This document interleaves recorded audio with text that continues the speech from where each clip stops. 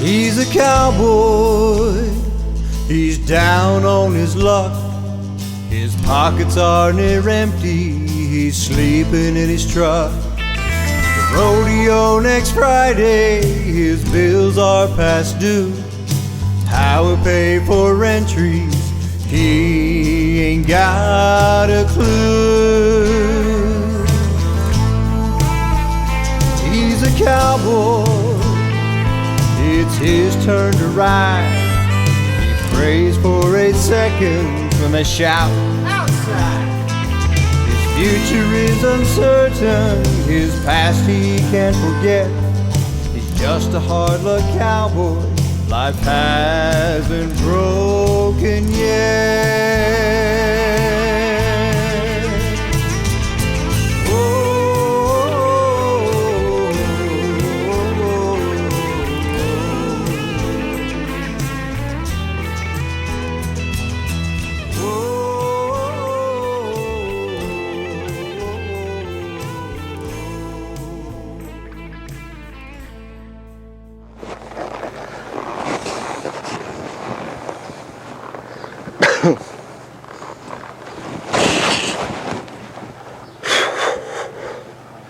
Welcome back, True Horsemanship. This is more or less an update where we're on Freckles, the horse that we did evaluation. A lot of people noticed he was a little bit off at the beginning. I knew he worked through it, that's why I didn't point it out. But the funny thing about it, except for one person, is he worked through it. So, you know, people, before you jump the bandwagon, watch the whole video and look. You know, that's one of the things before we get started I've noticed, especially because of the internet, people see what they want to see. They don't really care to see the true picture or anything. I mean, that's like right now, and I usually don't say nothing about it, but I'm going to this time because it's going to get people hurt. I guess over in England right now there's a link going around where a guy can say you can be nice and love your horse and be nicey. And that's basically how he said it. The horse doesn't need leadership, it doesn't need control. All you gotta do is hand feed it and pet on it and love it and tell it you love it, and the horse will do what you want to. People, the horse will hurt you. You ladies, that is what you want to hear, and some of the guys too. But at the end of the day, you try that method. Well, I'm going to give him a bucket of grain and hand feed it. Keep my carrots in my pocket, and the horse is going to love me to death, and it's going to do everything I want. And I don't have to control its feet. I don't have to give it leadership. It will hurt you. Bottom dollar. So when you watch that kind of stuff, use some common sense, please. Okay, that's my preaching at the start. Basically, what I've been doing with him, you know, the owners want a finished horse, and the way I took it, they want a finished horse. I mean, nothing just, they want a horse that they can do everything on. He's got the breeding. His granddaddy, I think it was Colonel Freckles, and you can't get any better than that. So the first week and a half here, what I've been doing is just getting relaxed. I changed bits. I put bit I ride my horses in, so I get that super sensitive. You can't really get it with a snaffle bit, and I don't care what anybody says. If you start listening to some of these guys now, they're even admitting, oh yeah, we do switch over to shank bit so we get that super softness. So basically what I'm doing, if you noticed last time when I picked up his nose like that, he was turning around circles and getting real nervous. Pick up his nose like that. Now I'm getting a soft horse. And so I want that softness so I can really teach him how neck rein. If I have a nervous horse, I can't use my direct rein to help him learn how to neck rein. And with this bit, if you notice, I pick up my rein, the other side doesn't interfere. It's like my other bit, and when I carry, it's independent action. The only reason I don't carry these because they don't make them no more. And the other day, I've been ground working him to warm him up. Well, he's got enough rides on him beforehand. I should be able to just ride him from the start. So what happened was the other day I went and asked for a little simple spin, and he started bucking on me. Like right now, that back is up. If I pushed him really hard, he'd start crow hopping. So now I'm just going to get on and ride him, but I'm going to warm him up my way. I'm just going to flex him, straighten that back out, maybe move that hip a little bit so I can straighten and get that back all limbered up, muscles limbered up. Move that hip a little bit.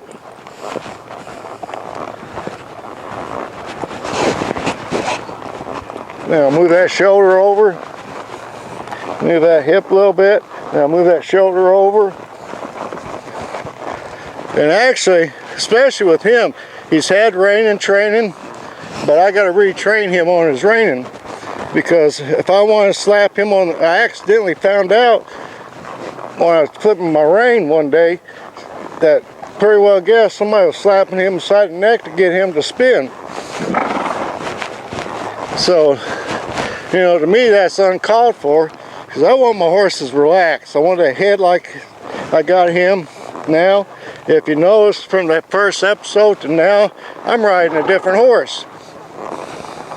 I'm getting a lighter horse. Right there, he just moved off my neck rein there. And I'll show how I'll get that here in a minute.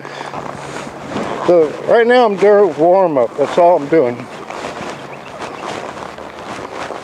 Might use my leg. I saw something the other day where, the guy was right, but he was wrong. He said something about 80% of your riding should be done with your body. With a finished horse, yes.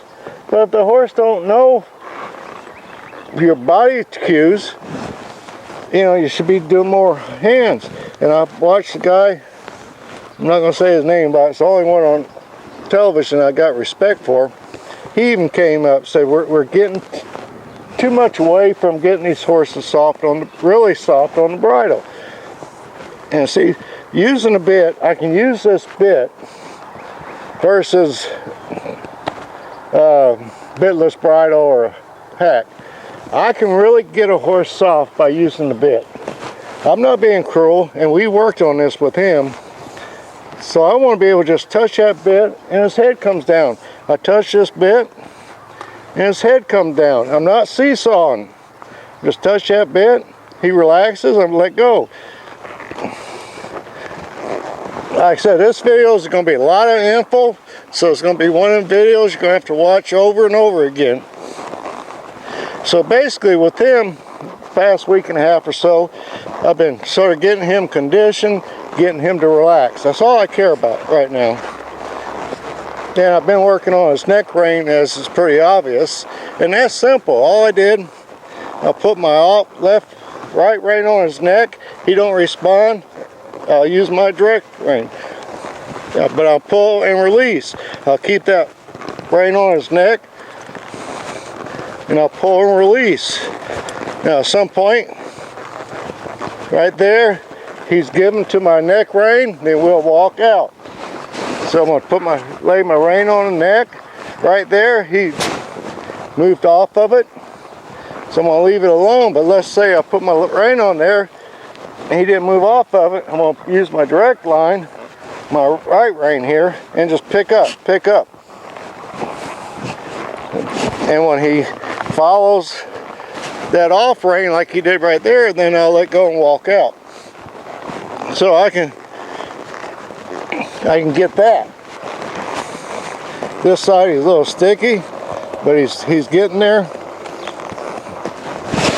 Right there, he's not following, so I'll just pick up and I move. And here I'll do serpentines. right there, he moved on that off rein real well. So lay my off rein on him.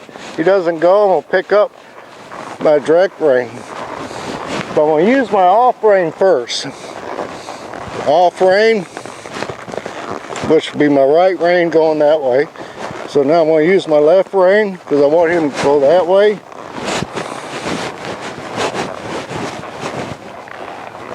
There. And what I'm looking for also, I don't want his nose to tip on the outside. So I'm using, so my direct rein is to help support him a little bit while I'm teaching him the neck rein real softly to bend to the inside. I mean, that's like when he's doing a 360, I want to see that cheek.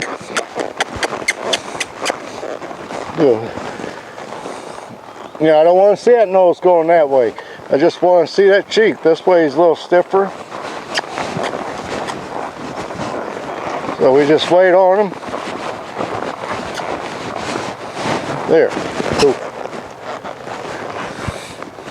So basically, I want a reining horse who's relaxed. I mean, he wants to be able to sort with this horse, rein with this horse, and I think even throw a rope off this horse. So to get him do all them things well, the horse has got to be relaxed. Now all this time I've been running my mouth, I've been warming him up. Non-invasive, I'm going to ask for a little trot here, jog.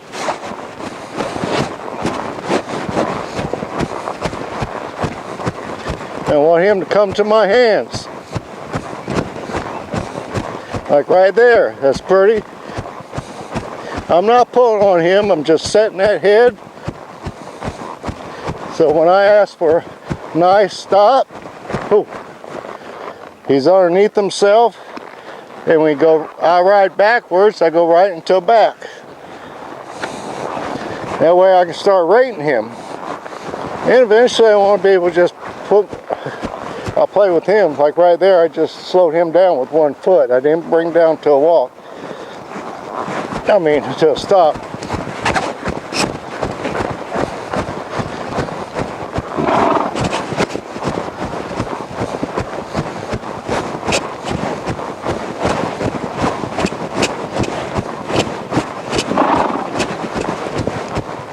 And I'm not going to go right into a lope. Matter of fact, yesterday is the first time I really loped him.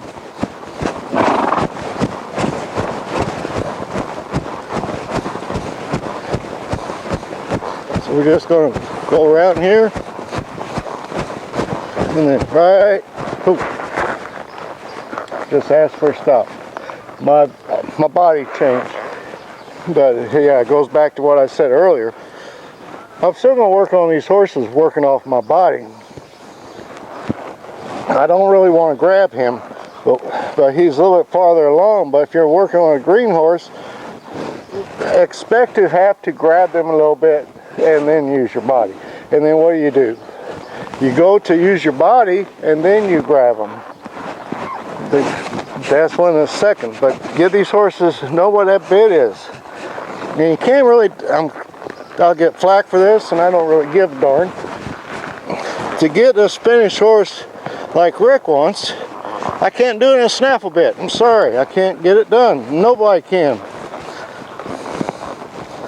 And of course, I'll get an argument with that, but you bring that horse that you say is soft in a snaffle bit, and in 5 minutes I can show you where you're wrong.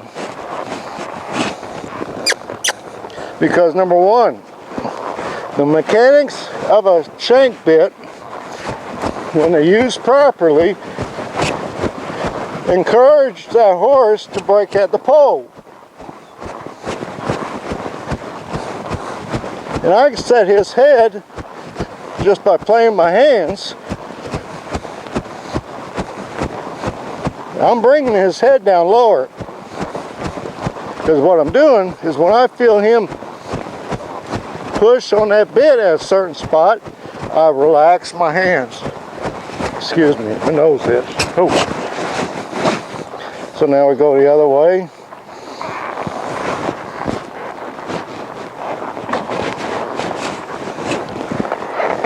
Good boy. That's when I did that 180.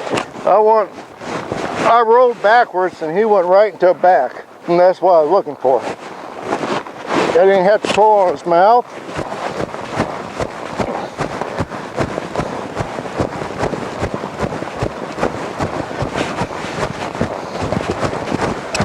And the first few rides on this horse, within 5-10 minutes, he was broken out in a nervous sweat. And now look at him, he's dropped his head real low. Ho, ho, ho, ho, ho, ho, ho, ho. Good boy. Yes, I am. Somebody say, explain that one. My whoa. When I stop a horse, I say whoa. And I want whoa, whoa, whoa, whoa, whoa, whoa, whoa, whoa. In other words, my whoa means back up. Now right there I got a little bit on, and I didn't pull hard.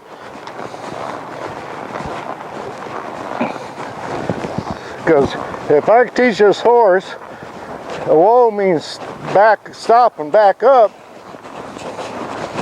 You know, oh, boom. I'm gonna have it a better stop. And some people say, well, what if I don't want my horse to back up when I stop? Well, it's like this. Feet forward. That's it. He didn't back up. Ride your horse. That's how you get your horse not to back up. Like I said, we're just warming him up here. Ooh.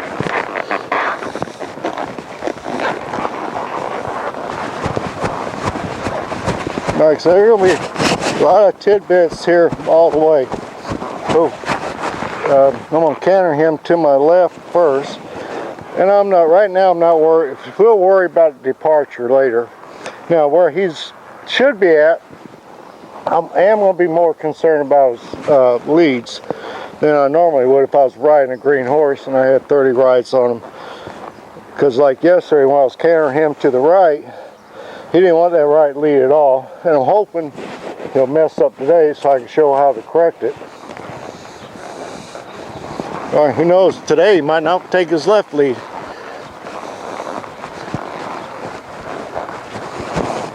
So we're going to ride.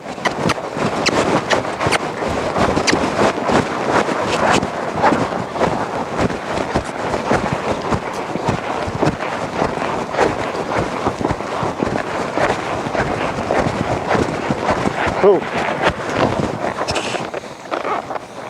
That's not the stop I was looking for. Next time I will say, hey, when I say whoa, I mean whoa.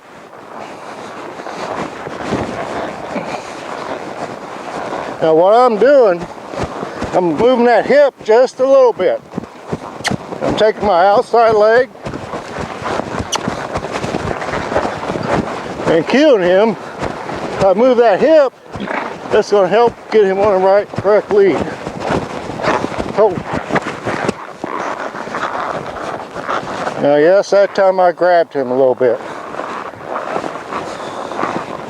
Because I want him to know when I say whoa, I mean whoa. There's no ifs, ands, buts about it.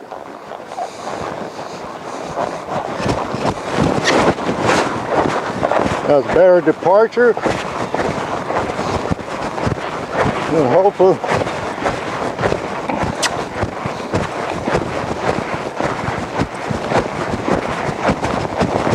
oh. Now, see, that was a better stop. That time I didn't really have to get on him. And actually it'd been better he started anticipating, because I stopped him there a couple times.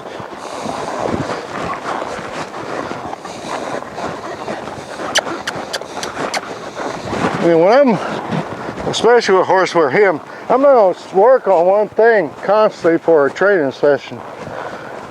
Number one rule, he's going to tell me what he needs to work on.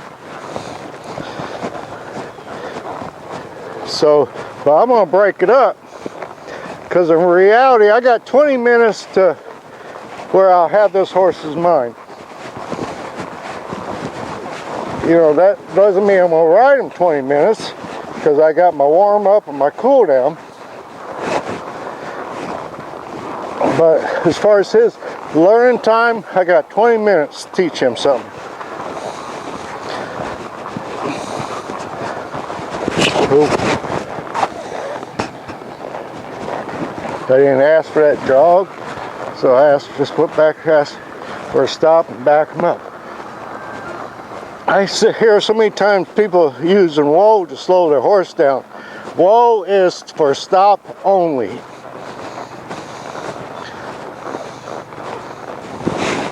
So I'm going to ask him to take this right lead. First I'm going to give him a chance to mess up.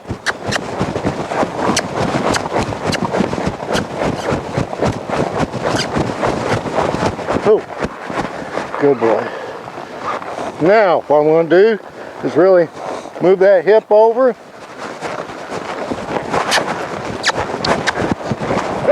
Ooh. Like I said, this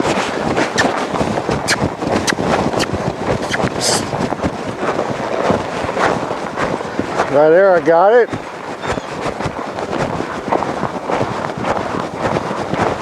You notice when he took that correct lead, he went into a low.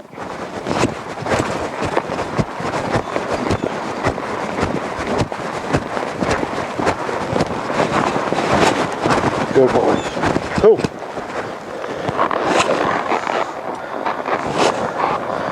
But I hope y'all see a big difference in this horse. Because I tell you what, I can ride it. I can feel while I'm riding it. And number one, been working him for a little bit here, and he's not broke out in sweat, where like I said earlier, within 5-10 minutes he was drenched. So it was all nervous sweat. And Brian was down here from Scotland, which me and Cindy really enjoyed him. You know, he said something one day about horse being wet. I think it was him, and I told him so it's just nerves. So I wasn't too concerned about hosing him down. It wasn't from him being hot, because I had to condition him.